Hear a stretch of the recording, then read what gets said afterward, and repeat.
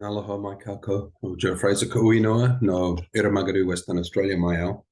Noho au ma Sippy Downs, Queensland. Hana au ma Luna me Indigenous Strategy me Kulanui o Sunshine Coast. So hi everybody, I'm Joe Fraser and I've just started as the Pro Vice Chancellor of Indigenous Strategy at the University of the Sunshine Coast. My previous role was with the wonderful folks at the University of New England. My campus is located at Sippy Downs, and I believe Sippy is an abstraction of the Gubbi word for birds, Vipi. Birds are significant in Indigenous cultures. In the top end, birds are referred to as Tōkumpini, and they are lawmakers and messengers in the dreaming. For Native Hawaiians, birds are amakua, or messengers between gods and people. Today, I am on Gubbi lands, and I'd like to acknowledge custodians and elders. It's been an honour to be involved with Manna. The significant works, it's much needed in the university sector and in Indigenous communities. We know that numerous events and histories have contributed to the health and well-being, good and bad. The pandemic is perhaps just one event in a long history of this. For myself, I've struggled to be as involved in this project as it deserves. However, I do hope to invest properly in this opportunity moving forward. It's evident to us that this work is needed more than ever. However, we understand that our capacity to fully embrace this project is hampered by numerous systemic issues that create well-being issues, and capacity for this work is just one of them. Some of these issues include the capacity of Indigenous staff at universities in general to carry the business load. This past week, I heard Dr. Saunders use the phrase cultural tax, a comment restated at another meeting this week. I know that most universities have embraced the need for Indigenous input and voice into a wide range of activities, and this has created a different workload to the regular academic role. We can't really complain, though, as we've advocated for stronger input, and now we need to work on developing the workforce to assist this need.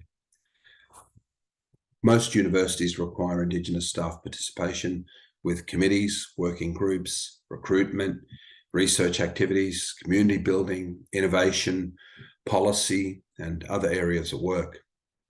At UNE, there's about 14 established committees that require Indigenous input, with perhaps 6 Indigenous academics.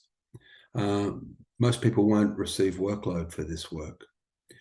I expect this is business as usual at most Australian universities. Some of the opportunities that we have will help address this capacity challenge. The need to develop collaboration between the run universities in areas such as research ethics, cultural training, research advising, and similar tasks could be a part of this answer. Training and support for non-Indigenous staff, I think, could also be included here. The strategic issue is the development of some form of standards or benchmark for what cultural competence might look like. The development of academic standards in the area of Indigenous research methods, Indigenous knowledges, may also prove to be useful in supporting researchers in the field. At present, we have no idea really what cultural competence is in terms of standards, but we do know it is required. I suspect we'll have more discussion on whether it's cultural competence, cultural safety, or responsiveness at this point. The text Biningunj, Bridging Cultures in Aboriginal Health, has been around for a little over 30 years, and yet many academics have probably never read it or maybe even heard of it. I have family members who undertook the training from UNE in the 1990s. This text is still very influential, and combined with other health-based texts, provides valuable insight into working within Indigenous environments. An area of impact for us would be to create an academy or set of standards that could provide peer recognition of competence for researchers working in Indigenous environments, and build on the body of work that's already been established. Another area of collaboration that could be connected to the academy is a clearinghouse for language and knowledge items for researchers working in the field. input into ethics applications and issues, answering questions arising from applications, input into submissions and questions around language and concepts could all be supported in this way.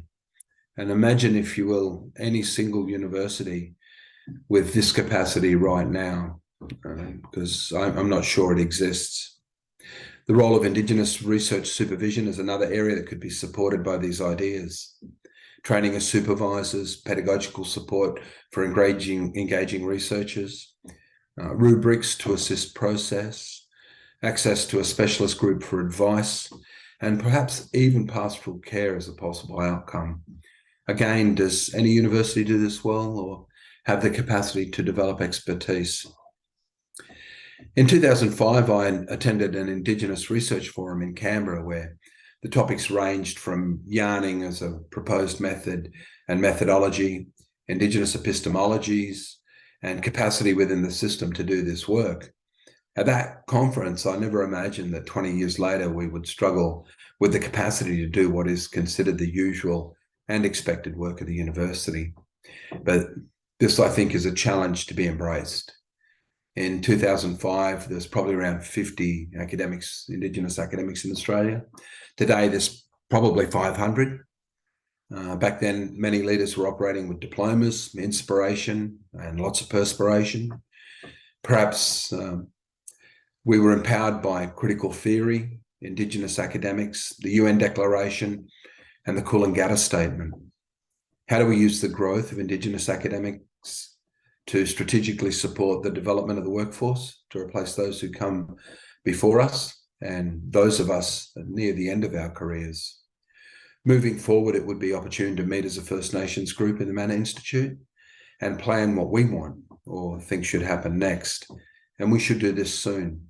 I know we're focused on our needs to complete studies, do research, solidify our own futures, but strategically, we have an opportunity to contribute to the next 20 years or more.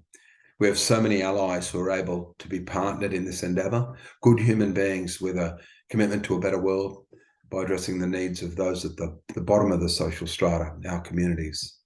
These are people who have quietly gone about their work, supporting us in this space. I encourage us to take this opportunity, an opportunity that is rapidly passing us by, and use it to develop sustainability in an area that's essential to our future. The fields are unlimited to operate in. We know of the needs in health, teaching, social work, and psychology, though many disciplines will benefit from Indigenous knowledges and Indigenous participation in knowledge production. I hope you all have a wonderful week. My apologies for not being present, but I do make the commitment to better serve the Manna Institute moving forward. I also look forward to meeting with you all in the very near future to advance our roles in this project.